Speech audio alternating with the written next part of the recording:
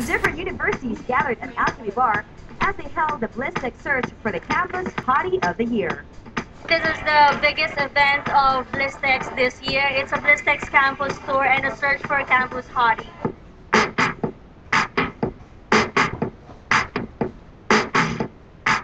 The crowd went wild as the hotties took center stage and showed some skin. Today we will be seeing different representatives from the campuses who will be representing their schools as the Blistex Campus Hottie.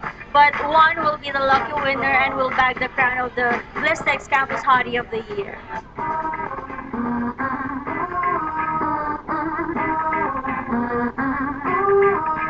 Whew! That made our lips dry. It's time to put some Blistex to soothe chapped kisses.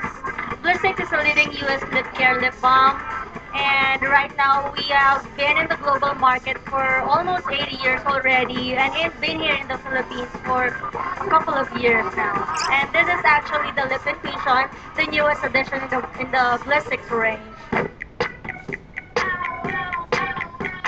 If you missed this event, you must definitely not miss the next Blistex event.